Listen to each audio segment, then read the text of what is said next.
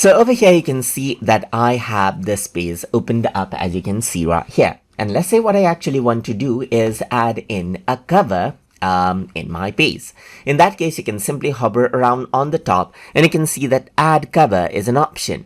If you were to go ahead and click right here, then what happens is that a cover is added in around over here. So you can see that it is actually loading up, and as it loads up, you can see a cover is added.